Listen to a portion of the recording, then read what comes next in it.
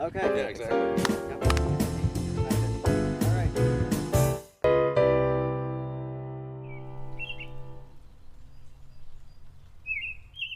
Ladies and gentlemen, welcome to Let's Have a Chat. I'm your host, Bryson Spoor, and today on a very first installment, we have a very special guest, Mr. Odin Abbott. My name is Odin Abbott. I have a YouTube channel called Odin Makes, and what I do is I make instructional videos on YouTube about how to make cosplay props. So it's much like a cooking show where I show how to cut up the foam, glue it together, paint it up, and make Soul Edge from the video game Soul Calibur, or armor pieces or something from a Marvel movie. Hell yeah. Yeah. That sounds amazing. Okay. So, when we spoke earlier, you mentioned you had a history in broadcasting. I do, yes. How long have you been in that? Like, when did that start? Specifically broadcasting, actually not, well, probably about 2013 was the first real project I worked on that was actually intended for broadcast. I was working on a PBS show called Beyond Geek. Oh. And I was part of the camera crew and part of the sound crew and built the superhero costume. So you're doing prop work even for that? Oh yeah. Oh, I've done, as far as prop work and fabrication, I've done that if you want to consider Halloween back to like the 80s. Hell Yeah. Were you making your own costumes back then? Effectively, yes. Yes, I was. Wonderful. 80s I was, yes. That's awesome. I love that. In terms of like working on productions, in terms of like for prop work, like what have you done? Oh, for prop work?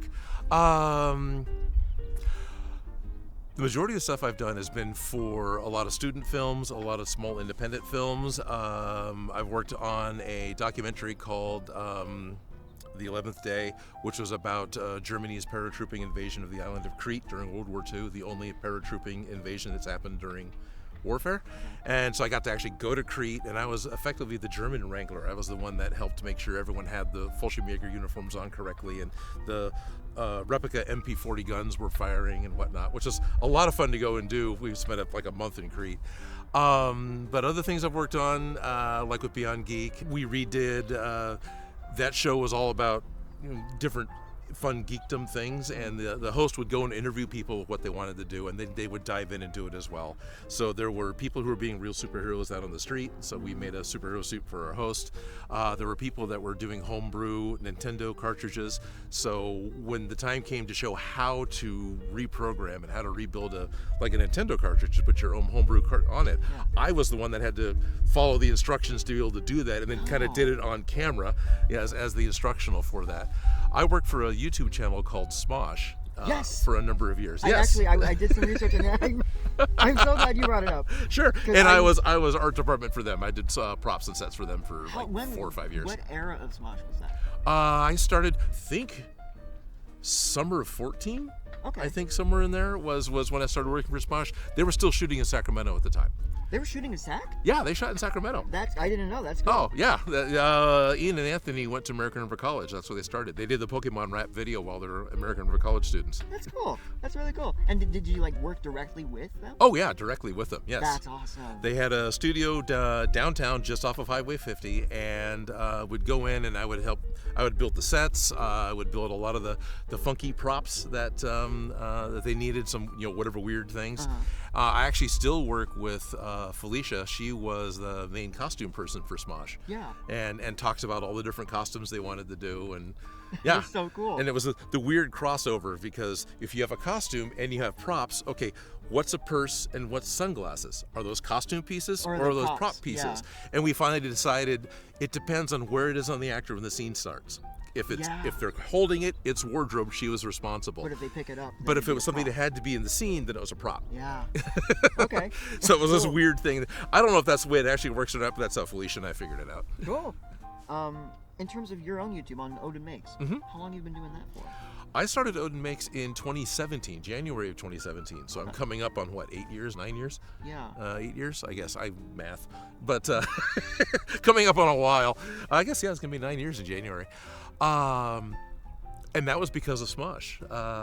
While I was working with Smosh, they were overseen by another company called Defy Media. And Defy Media had multiple other channels that they were running. One of them was called DIY Prop Shop. Yes. And with DIY Prop Shop, the host that created that left for whatever reason. I never understood why, but that guy moved on to something else, and now they had a vacuum with no host to run that show. And that was set up with, it was a one-man show. It was just that guy. He was, so they wanted to not have that. They wanted to have rotating hosts. I submitted a camera test. They were happy with my camera presence, so I started doing DIY prop shop episodes for them. And out of the 3 or 4 hosts they had, I think over time they had 6, but the people would come and go. I was the only one that was 100% contracted and would just deliver to them finished videos. Because I was the only one that could shoot, could edit, had my own set. Everyone else was in Beverly Hills, where they had rented everything to go and to do their productions. You're basically like a one-man army for them. Basically, yeah. I was the cheapest episode they had, because they'd write what was effectively a small check for what they got, and it was a complete episode. And then I ended up doing really well with that and resonating with the fans. I could see that Defy Media was running its course, I guess is a way to put it. And it's like, okay, I need to start my own channel because this is going to end. And it actually did in 2017, I think. That ended in 2017, and then you made Odin Makes in 2017. Right, January 2017. So I was able to have a crossover between the two. Okay, and then I'm assuming a lot of people from the Prop Workshop channel moved over. Yes, I had a number of people who came over from DIY Prop Shop very quickly to Odin Makes. There was one episode in particular. It was the facehugger episode that I wanted to make. So for Prop Shop, I just wanted to make the container from Aliens, right? So it's the one that the big tube, the big tube where they tried to infect Newt and Ripley, and they were all for it. Sounds great, and I'll just put the NECA 1-to-1 scale, facehugger in it. Yeah. Then I see another one of the hosts, Hendo. She did a bunch of fairy containers from Legend of Zelda, but one of them she didn't do it at the end of the episode. Oh, if you want to see this one, come over to my Hendo Art channel and see it. So I talked to the producer, hey, can I do a toss to my YouTube as well? And he's like, oh yeah, sure, go ahead. So I very quickly put together how to make a facehugger out of foam and latex and whatever else, and use that as my toss over. Yeah. Out of what you made, both for the Prop Shop and your work on Odin Makes, what has been your favorite? That's interesting, because it comes and goes kind of with the tide and the seasons, right? Some of my favorites, of course, is Mechagodzilla, because that's like one of the big things that I can actually wear. Yeah, it's a full suit that I take to SAC Anime. It is the 1970s Mechagodzilla, which is still my favorite version, because he looks like an old steam locomotive. He's covered in bolts. And, one of the things I built that I really enjoyed was the gravity gun from Half-Life. Because that's this weird array. It has 9 Zen crystals that go around the outside, and they all glow from only one part, not the whole thing. And then has 3 arms out. I'm doing 4 with my fingers. It has 3 arms at the end, and then it's a totally asymmetrical back end. So that was a lot of fun for me to build, because it's just all the weirdness that went into it and figuring it out. And then as far as a technical one that I really enjoyed, of all things, it's the mask for Baron Zemo from Falcon and the Winter Soldier. So this is the way I built. So in the show, right, it's a fabric mask that pulls over. It's like a ski mask. It's a fancy ski mask. So when I made it, it was out of 2 layers of 2mm EVA foam. So it's like the thinnest craft foam you can get at the craft store. But it's just 2 layers of that glued together, and it all form-fit to my face with a couple of bumps to give the facial features underneath it. But it has all this extra detail on the outside to make it sort of look like corduroy, sort of look like it has stitching. Right. And just all this, and then there's hidden slits in the mouth in between those pieces, so you can actually breathe through it, because you can't breathe through foam. Right, so you can't breathe through solid foam. Wild guess. Favorite movie, Mechagodzilla? Favorite movie, not necessarily. Certainly favorite Godzilla villain.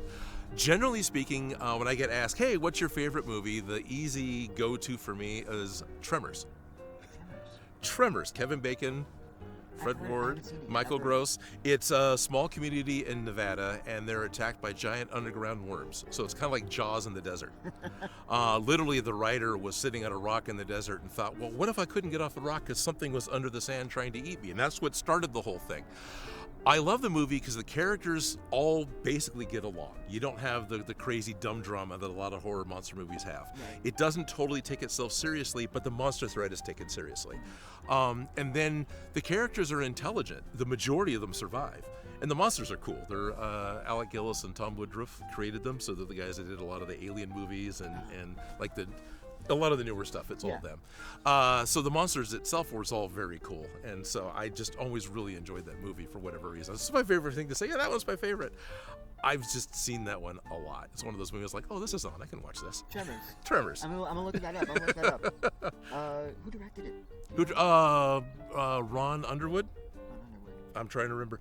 It was Brent Maddock and Ron Underwood. Now I'm trying to remember who. I think Ron Underwood directed it. I think the two of them wrote it.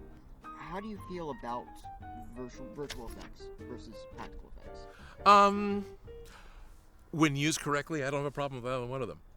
When there's a total crutch that everything's going to be VFX, Scorpion King is a great one to talk about. But I don't have an immediate knee-jerk reaction of I hate the computer graphics. I hate sloppy computer graphics. Yeah. And so finally, I want to ask. Yeah. Because I met you at SAC Anime. Sure. What's your experience like working at the conventions and doing the whole cosplay repair? It's actually a lot of fun. I've been going to SAC Anime for many years, and I was actually with another group that sold Gundam models for years, doing setup and teardown, so I got to know the guys.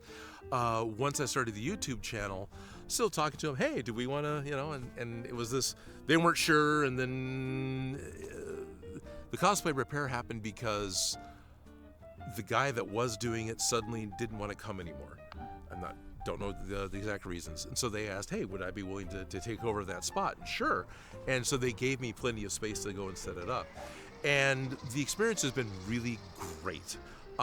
It's awesome to be able to go into that facility, go into that con, and all the security guards are, hey, Odin, I still get my badges, still do, the checks that I'm supposed to do, right?